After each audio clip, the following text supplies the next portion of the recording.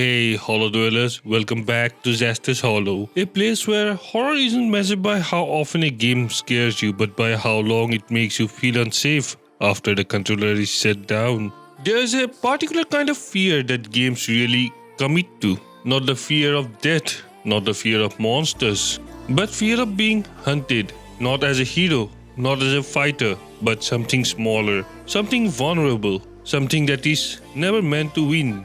Haunting Grounds or Hunting Grounds, as many first encountered it, is one of the few horror games that refuses to let you feel powerful. It doesn't give you the guns, it doesn't give you the spells, it just doesn't even give you your confidence.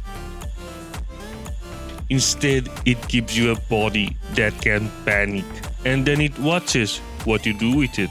Most survival horror protagonists are survivors in waiting. Even before the game begins, they are already halfway to the being capable. They will learn how to aim, they will learn how to fight, eventually they will stand their ground. Fiona Belli never gets that luxury. She wakes up disoriented, barefoot and alone inside a castle that doesn't feel abandoned. It feels curious, as if it's already aware of her presence and is quietly rearranging itself around her. Fiona doesn't become stronger over time, she doesn't harden, she doesn't adapt, she endures. And the game is built entirely around that distinction. Her movements are hesitant, her stamina drains quickly.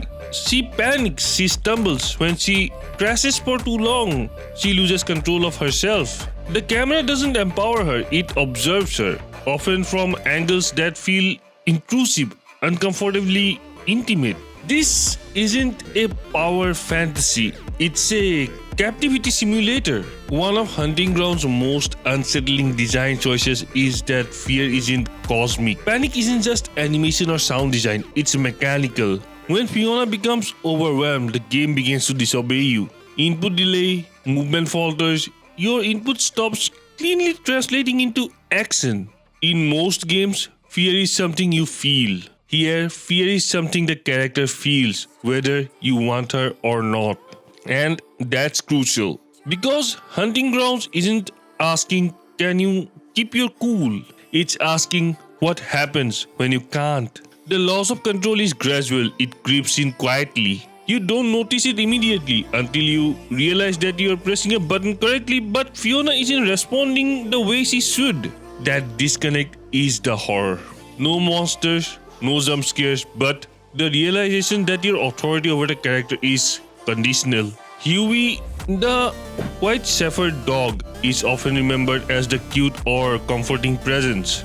That's misunderstanding. Huey isn't there to protect Fiona, he is there to stabilize her. When Fiona pets Huey, her panic subsides. When he is nearby, she regains composure. When he is hurt or absent, her mental state disorientates rapidly. This isn't a combat companion, it's an emotional mechanic, and that reframes the entire relationship. Huey doesn't make the game easier, he makes it bearable. Without him, Fiona doesn't just lose help, she loses grounding. He's the only contrast in the world designed to destabilize her. The dog isn't heroic, he isn't loyal in cinematic sense, he is familiar, and familiarity is survival. The environment in Hunting Grounds isn't designed like a traditional survival horror game. It's not a puzzle box meant to be survived cleanly. It's a hunting ground. Rooms interconnect in ways that favor pressure, not escape. Hallways loop back on themselves. Safe room feels temporary. Even spaces you are already cleared never fully relax. You aren't learning the castle to master it. You are learning it to avoid being cornered. And the stalkers, the game's antagonists, aren't obstacles, they are presence. They roam, they linger, they interrupt puzzle solving without warning. They focus you to abandon plans mid-thought. They don't wait their turn. Which means the game never becomes orderly. Every task exists under pressure, every moment is provisional. Castle isn't hostile, it's participatory. It watches the stage unfold like a performance it has staged many times before. And Fiona is just the latest cast member. This is where the Hunting Ground quietly separates itself from almost every other horror game in its era. It doesn't reward mastery, it doesn't reward aggression, it doesn't reward cleverness in traditional sense. It rewards awareness, knowing when to run, knowing when to hide, knowing when to stop trying to solve a puzzle and simply survive the next 30 seconds. The fantasy isn't I overcome fear. The fantasy is I wasn't consumed by it. And that's much rarer and much riskier design choice. Hunting Ground constantly reminds you that you are not entitled to control, you are borrowing it. The camera angles are voyeuristic, animation emphasizes fragility, the sound design lingers on breath, footstep, fabric brushing on stone. Even silence feels loaded as if the game is waiting for something to notice you. There's an almost theatrical quality to how danger enters scene.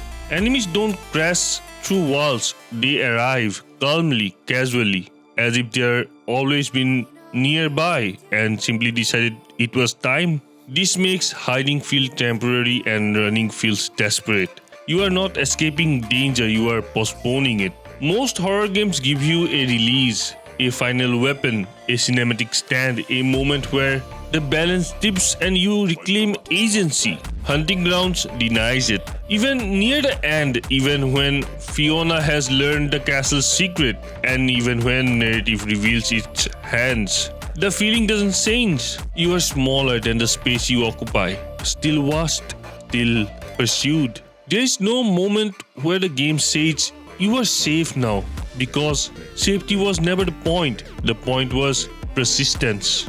Hunting Grounds is uncomfortable to revisit because it doesn't align with the modern expectations of empowerment. It asks the player to inhabit helplessness without mocking it, eroticizing it, and turning it into a spectacle. It takes vulnerability seriously. It treats fear as something embodied, not abstract. It treats panic as something disruptive, not dramatic. It treats survival as something quiet, humiliating, and deeply human. And doing so, it created a kind of horror that lingers longer than monsters ever could. Not the fear of dying, but fear of being seen while you try not to fall apart. Hunting Grounds isn't about escape, it's about what feels like when escape is never guaranteed. When survival is something you negotiate moment by moment, breath by breath, mistake by mistake.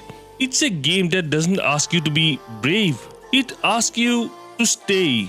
And sometimes that's the most terrifying demand of all.